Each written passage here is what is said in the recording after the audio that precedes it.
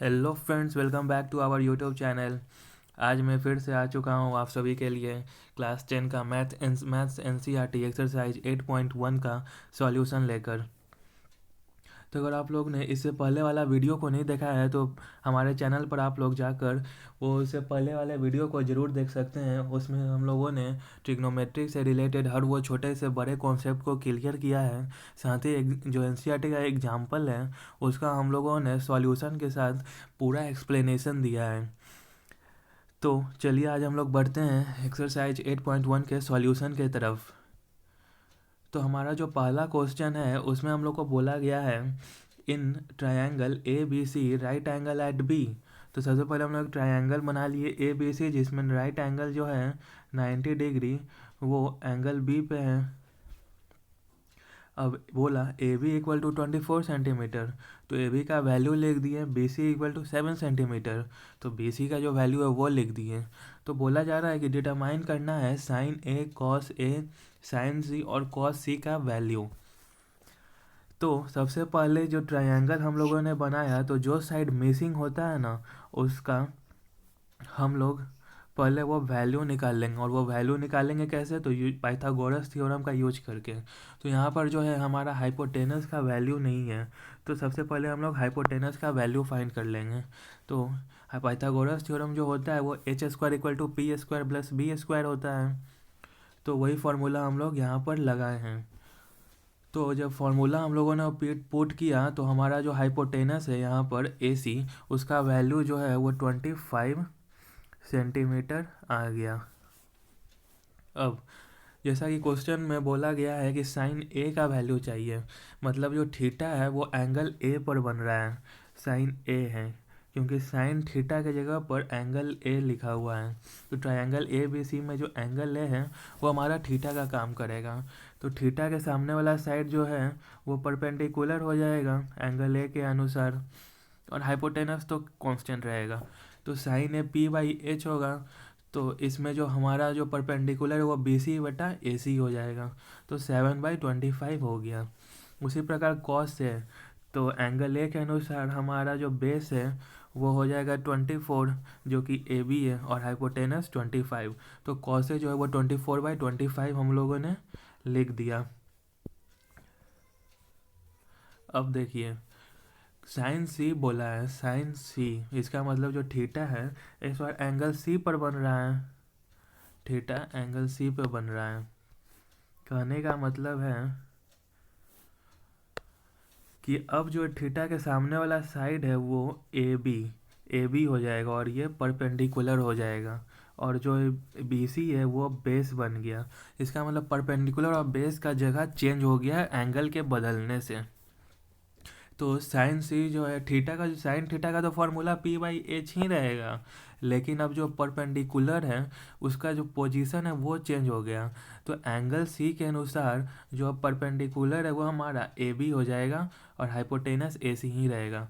तो 24/25 लिख दिए हम लोग। उसी प्रकार कॉस सी जो है वो बी बाई एच होता है, cos theta equal to B by H. तो कॉस सी के अनुसार जो बेस है वो 7 हो गया बी सी, और हाइपोटेनस 25। तो इसलिए हम लोग कॉस सी इक्वल टू 7/25 लिखें। तो आई होप आपको ये क्वेश्चन जो है क्लियर हुआ होगा। चलिए हम लोग देखते हैं अब क्वेश्चन 2 क्या बोल रहा है।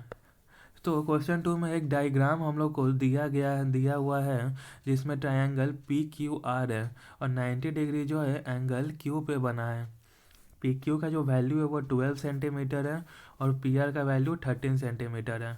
तो सबसे पहले मैं आपको हर बार बोलता हूँ कि किसी भी राइट एंगल ट्रायंगल में जो साइड नहीं दिया है उसका वैल्यू आप लोग निकाल लो, ताकि सॉल्यूशन करना आसान हो जाए। तो यहाँ पर क्यू आर का वैल्यू नहीं दिया हुआ है, तो हम लोग पाइथागोरस थ्योरम लगाकर क्यू आर का वैल्यू निकाल लेते हैं। तो क्यू आर इक्वल टू हो जाएगा अंडर रूट पी आर का स्क्वायर माइनस पी क्यू का स्क्वायर, क्योंकि पाइथागोरस थ्योरम जो है वो होता है H square equal to P square plus B square. अगर बी स्क्वायर नहीं दिया हुआ है तो हम लोग लिख सकते हैं H square minus P square हो जाएगा, और बी इक्वल टू हो जाएगा under root H square minus P square. ऐसे करके हम लोग कोई भी एक साइड अगर नहीं दिया है तो उसका वैल्यू हम लोग निकाल सकते हैं। तो उस वही चीज़ हम लोग यहाँ पर किए और हमारा जो क्यू आर का वैल्यू है वो वैल्यू पुट करने पे 5 आया। तो क्यू आर जो है ये 5 है। अब देखिए क्वेश्चन में बोला था कि tan p का वैल्यू निकालना है, tan p minus cot R का। तो सबसे पहले हम लोग tan p का वैल्यू निकाल लेते हैं। tan p इसका मतलब tan थीटा जो है एंगल p पे है, तो थीटा के सामने वाला साइड जो है वो p होता है। और tan थीटा आपको मालूम है, tan थीटा जो है वो p बाई b होता है। तो p हो गया हमारा 5 और बेस बन गया 12 सेंटीमीटर। तो tan p जो है वो 5/12 हो गया। उसी प्रकार अब हमें कॉट आर का वैल्यू निकाल लेना है। कॉट आर इसका मतलब इस बार जो थीटा बना है वो एंगल आर पे बना है। तो यहाँ पर आप लोग ज़रा ध्यान से समझिएगा। कॉट थीटा का जो फॉर्मूला होता है वो होता है B by P. Cot theta B by P, ये tan का इन्वर्स होता है, ठीक है। तो अगर थीटा यहाँ पर है तो अब आप लोग बताइए कि जो ए बी साइड है ये क्या है। थीटा के सामने वाला साइड p होता है, हाइपोटेनस तो फिक्स है। तो जो 5 है ये हमारा b हो गया। तो हम लोग लिख देंगे 5/12। ये चीज़ आप लोग ध्यान से समझिए, ठीक है। तो tan थीटा का tan p का वैल्यू 5/12 आया और cot r का वैल्यू भी 5/12 आया। लेकिन कैसे आया वो चीज़ समझना ज़रूरी था, जो कि मैंने आप लोग को अभी बताया। तो अब हम लोग को बोला था कि tan p minus cot R value वैल्यू निकालना है। तो उसका जो वैल्यू आया वो सिंपली हम लोग पुट कर दिए तो 0 आ गया, क्योंकि दोनों का वैल्यू सेम हो गया। तो इस प्रकार से इसका आंसर जो है 0 होगा। चलिए देखते हैं क्वेश्चन 3 क्या बोल रहा है। तो क्वेश्चन 3 में बोला है, इसमें भी एक ट्रायंगल हम लोग को गिवन था, जो कि है A B C right angle at B. जो ए सी का साइड है वो 4 यूनिट है और पी सी का जो साइड है वो 3 यूनिट है। ये गिवन नहीं था, ये था कॉमन सेंस से हम लोगों ने निकाला। देखिए क्वेश्चन में ये बोला if sine A equal to 3/4, इसका मतलब जो थीटा है वो एंगल ए पे बन रहा है। तो और साइन थीटा का हम लोग को फॉर्मूला मालूम है, होता है p/h। तो यहाँ पर थीटा के सामने जो साइड होगा वो p होगा, तो हम लोगों ने 3 लिख दिया। और नीचे जो है ये हाइपोटेनस इंडिकेट करता है, तो 4 जो है हम लोग हाइपोटेनस के जगह पर लिख दिए। अब जो बचा हुआ साइड है वो हम लोग निकाल लेते हैं जल्दी से पाइथागोरस थ्योरम से। तो पाइथागोरस थ्योरम का हम लोग यूज करके h² माइनस आप लोग p² कर दो, इसको b मान लो। तो हमारा जो ए बी का वैल्यू आया वो √7 आया, जैसा कि आप लोग देख सकते हो यहाँ कैलकुलेशन मैंने करके दिखा दिया है। अब हम लोग को बोला था कि कॉस से और tan ए का वैल्यू निकालना है। तो अब तो तीनों साइड का निकल गया। अब आप लोग आसानी से कॉस tan जो भी बोले ट्रिग्नोमेट्रिक रेशियो आप लोग आसानी से निकाल सकते हो। तो कॉस ए इक्वल टू हो जाएगा b/h। कॉस थीटा का फॉर्मूला b/h होता है। तो b हो गया हमारा ए बी, क्योंकि थीटा के सामने वाला साइड तो p होता है ना, तो जो बचा यही b है। तो हम लोग √7 कर दिए और हाइपोटेनस तो 4 मालूम है, तो √7/4 हो गया कॉसे का वैल्यू।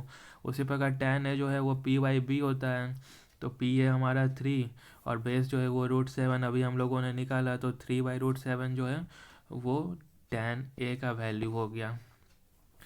तो इस प्रकार से हमारा जो क्वेश्चन नंबर 3 है वो कंप्लीट हुआ। अब आगे हम लोग देखते हैं क्वेश्चन नंबर 4 की तरफ। तो क्वेश्चन नंबर 4 में बोल रहा है कि गिवन है 15 cot a इक्वल टू 8। तो हम लोग को साइन ए और सेक ए का वैल्यू निकालना है। जब भी इस तरह का फॉर्मूला क्वेश्चन रहे तो सबसे पहला काम आप लोग को करना है कि एक राइट एंगल ट्रायंगल बना लेना है। और जो एंगल है यहाँ पर कॉट ए है, मतलब थीटा जो है वो ए पे बन रहा है, तो हम लोग एंगल ए पे जो है थीटा मान लिए। ये काम आप लोग को सबसे पहले करना है। तो जो देखिए गिवन है 15 cot a इक्वल टू 8, तो cot a इक्वल टू 8/15 हो जाएगा। 15 जो है ये मल्टीप्लाई के फॉर्म में है, तो वो इधर आ गया। डिवाइड के फॉर्म में हो जाएगा। इक्वल टू के अगर कोई भी वैल्यू जो है इक्वल टू के इधर अगर मल्टीप्लाई के फॉर्म में है, तो जब हम एक वैल्यू को इधर ट्रांसफ़र करते हैं तो वो b equal to c/a divide के फॉर्म में हो जाता है। ये बात आप लोग ध्यान में रखिए, क्योंकि ये सब छोटे छोटे चीज़ आगे बहुत यूज होने वाली है।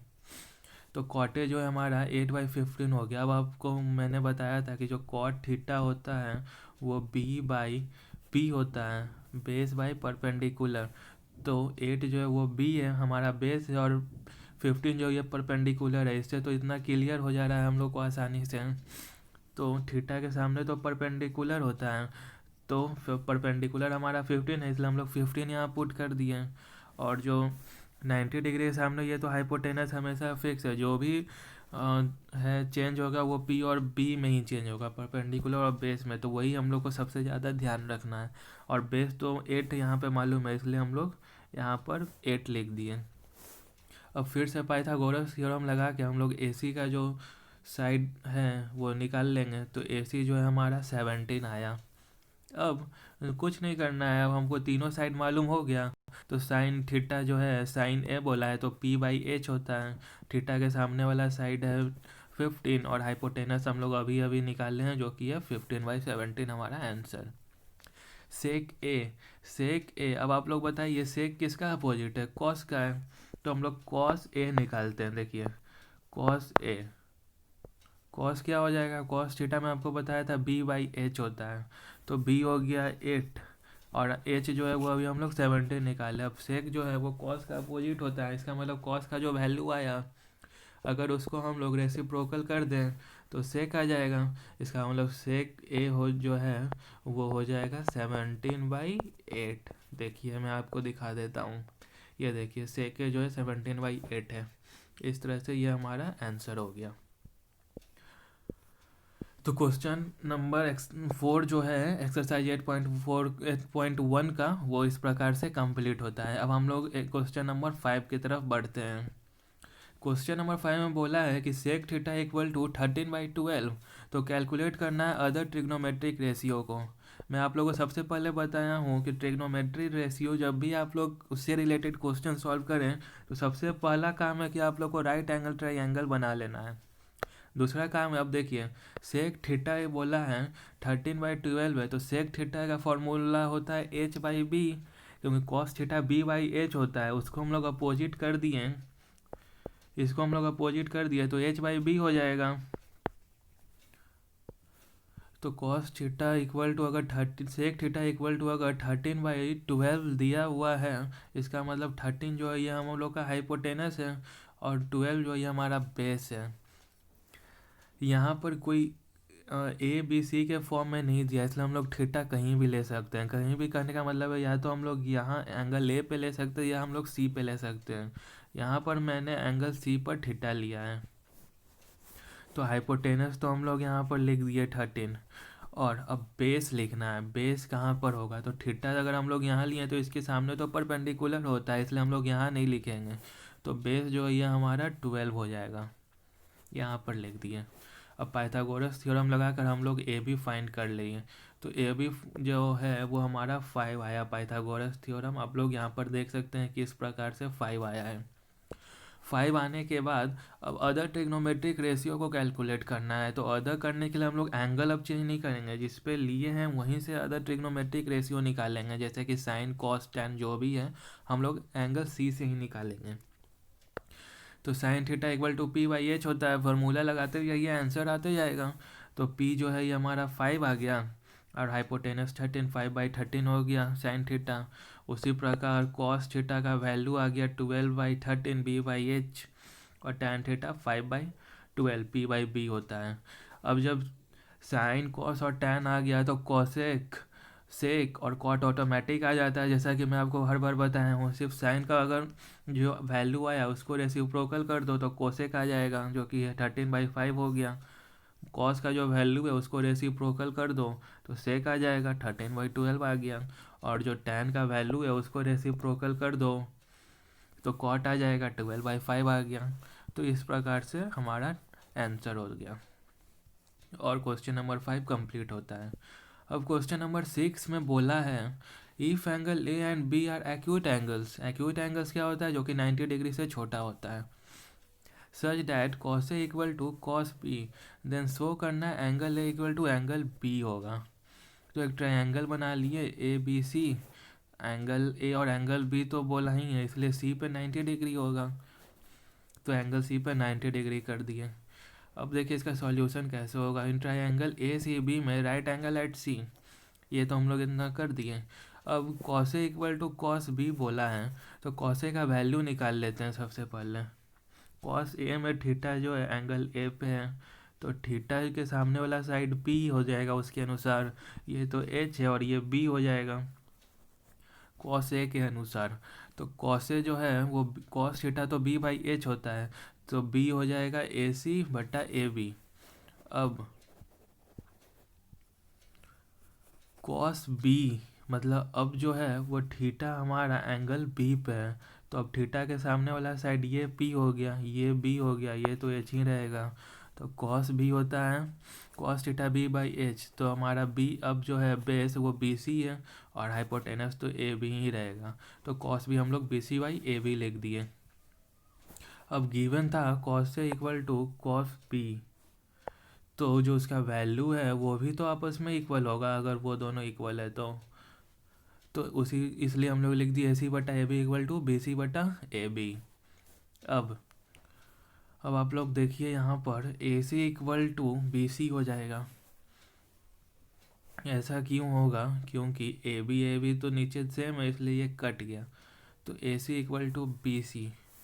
कहने का मतलब है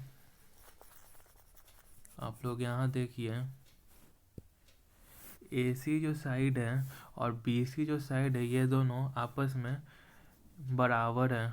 तो अगर साइड बराबर होता है then angle opposite to them are equal, तो इसके अपोजिट वाला जो एंगल है ये भी इक्वल होता है, तो इसलिए हम लोग बोल सकते हैं angle A equal to angle B होगा, इसलिए ये प्रूव्ड हो गया, इसलिए हेंस प्रूव्ड। अब आगे हम लोग देखते हैं क्वेश्चन नंबर 7 के तरफ। क्वेश्चन नंबर 7 में बोला है if cot theta equal to 7/8, then value हम लोग को निकालना है, एवेलुएट मतलब वैल्यू निकालना है 1 plus sine theta into 1 minus sine theta बटा 1 plus cos theta into 1 minus cos theta, और दूसरा कॉट स्क्वायर थीटा का निकालना है। तो कॉट थीटा जो है ये हम लोग को मालूम है बी बाई पी होता है, तो एक ट्रायंगल बना लिए और थीटा जो है कहीं भी ले लिए, एंगल ए पे भी ले सकते हैं, एंगल सी पे भी ले सकते हैं, क्योंकि कोई एक पार्टिकुलर डिनोट नहीं किया है कॉट ए या कॉट सी।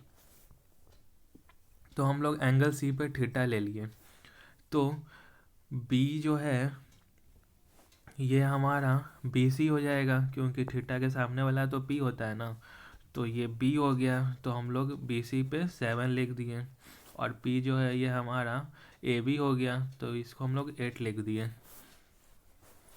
देखिए कॉट थीटा का जो वैल्यू था इससे हम लोग को साइड पता चल गया कि कौन सा साइड बेस है और कौन सा साइड परपेंडिकुलर है। अब हम लोग पाइथागोरस थ्योरम निकाल के मदद से हाइपोटेनस को निकाल लिए, तो हाइपोटेनस जो है ये कैलकुलेशन करने पे √113 आया। अब जब तीनों साइड हम लोग को मिल गया, P भी मिल गया, B भी मिल गया और H भी, तो हम लोग आसानी से कोई भी ट्रिग्नोमेट्रिक रेशियो को निकाल सकते हैं। तो साइन थीटा जो है P/H होता है, तो P हो गया 8/113 अंडर रूट में, कॉस थीटा 7/√113 हो गया। इतना तो हम लोग वैल्यू निकाल लिए। अब उस वैल्यू को पुट कैसे करेंगे ये देखिए। जो पहला बोला था 1 plus sine theta into 1 minus sine theta बटा 1 plus cos theta into 1 minus cos theta, तो a plus b into a minus b जो है वो a square minus b square का फॉर्मूला होता है। A square minus b square equal to a plus b into a minus b. तो जब अगर ए प्लस बी है और ए माइनस बी है तो ए स्क्वायर माइनस बी स्क्वायर लिख सकते हैं। उसी प्रकार नीचे भी ए स्क्वायर माइनस बी स्क्वायर हो जाएगा। अब 1 का स्क्वायर तो 1 ही ना होगा, इसलिए हम लोग 1 लिख दिए, 1 माइनस साइन स्क्वायर थीटा बटा 1 माइनस कॉस स्क्वायर थीटा।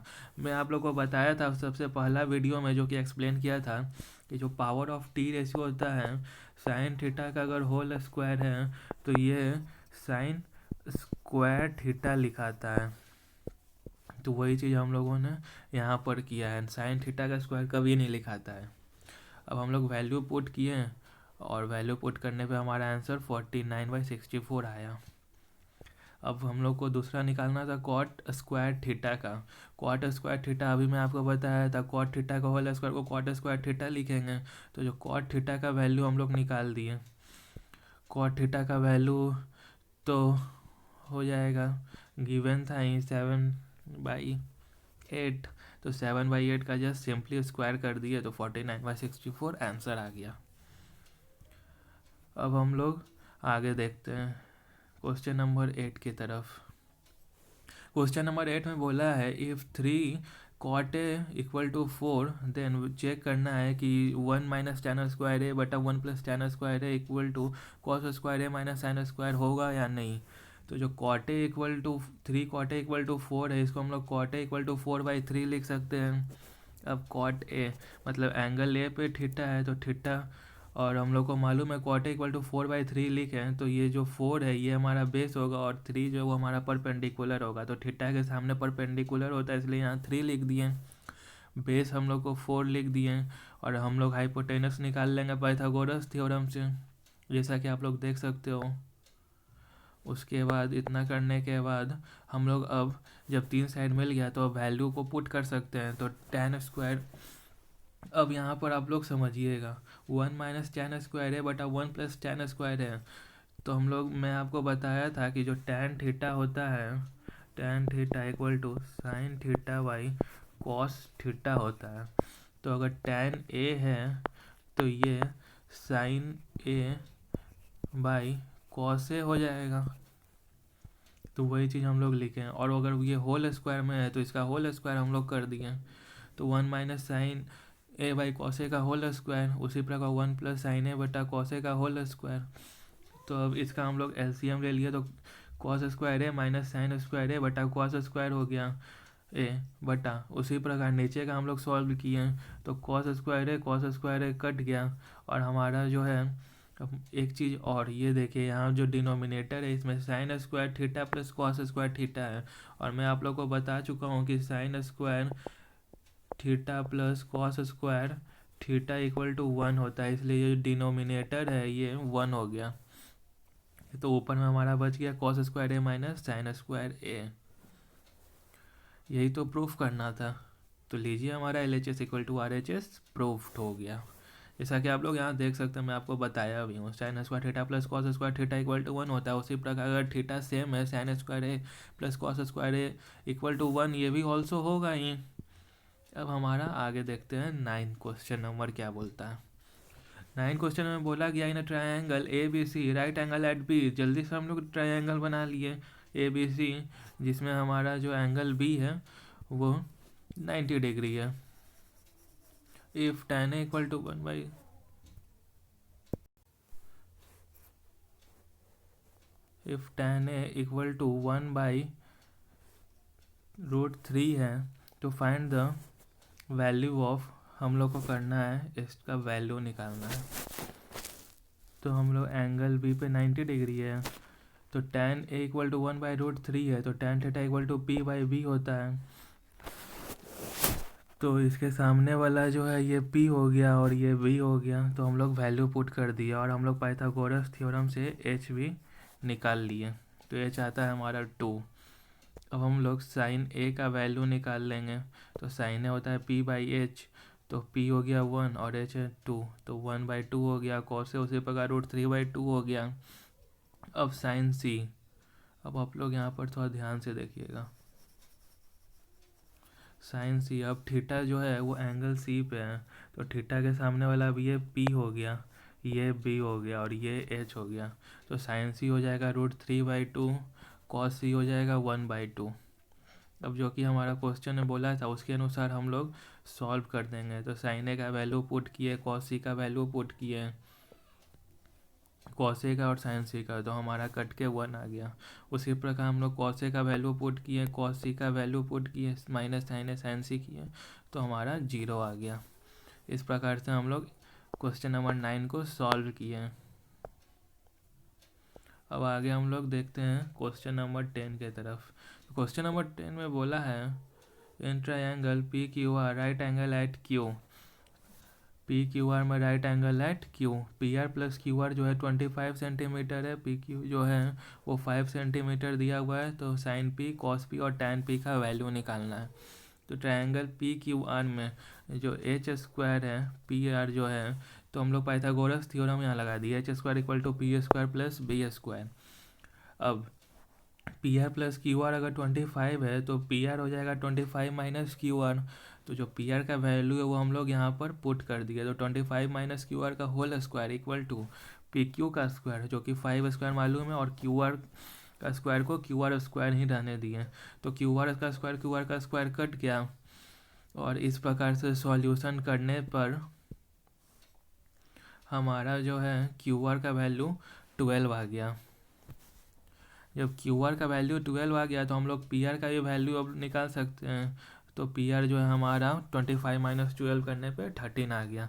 तो अब जब तीनों साइड हम लोग को मालूम हो गया तो हम लोग आसानी से कोई भी ट्रिग्नोमेट्रिक रेशियो किसी भी एंगल पर निकाल सकते हैं। तो यहाँ पर हम लोग को निकालना है साइन पी पे, थीटा पी पे। तो पी बाई एच ये पी हो गया, तो 12/13 हो गया। Cos P B by H होता है तो 5/13 हो गया, और टैन पी जो है 12/5 हो गया, जो कि पी बाई बी होगा। पी 12 है और बी जो है 5 है। इस प्रकार से हम लोगों ने एक्सरसाइज 8.1 का सारा क्वेश्चन को सॉल्व किया और अच्छे से समझा। अगर आपको हमारा वीडियो पसंद आता हो तो हमारे चैनल को, बोया स्टडी चैनल को ज़रूर से ज़रूर लाइक, शेयर और सब्सक्राइब करें, और साथ ही बेल आइकन को दबा दें ताकि हमारा लेटेस्ट वीडियो जो है आप लोग को सबसे पहले मिले। आगे हम लोग इसी प्रकार एक्सरसाइज 8.2 का सॉल्यूशन, उसका कॉन्सेप्ट, उसका एग्जाम्पल का एक्सप्लेनेशन को समझेंगे। तब तक के लिए धन्यवाद।